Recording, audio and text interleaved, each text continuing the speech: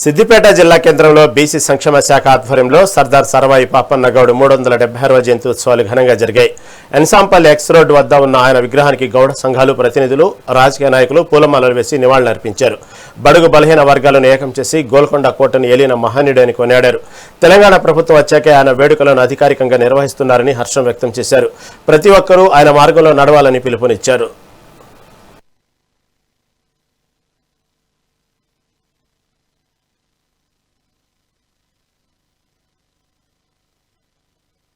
పాపన్న గారి 300 జయంతి ఉత్సవాల సందర్భంగా ఈ కార్యక్రమం పాల్గొన్నటువంటి మా గౌడ సోదరులకు అందరికీ కూడా మొదట హృదయపూర్వకంగా నమస్కారం. ముఖ్యంగా ఈనాడు సర్దార్ పాపన్న ఒక శక్తి. ఈనాడు బహుజనుల జాతి, బహుజనుల ఈ స్థాయి ఉన్నామంటే సర్దార్ పాపన్న గారి యొక్క ఆశయాల్లో, ఆయన నడవడిలో నేర్చుకున్నటువంటి ఇది.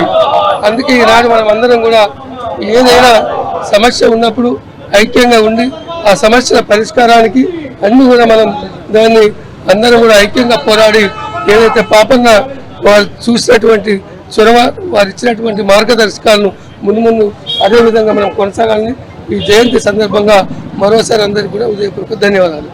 సిద్దిపేటలో సర్దార్ సర్వాయి పాపన్న గౌడ్ అసోసియేషన్ ఆధ్వర్యంలో పాపన్న గౌడ్ 376వ జయంతిని ఘనంగా నిర్వహించడం జరుగుతుంది.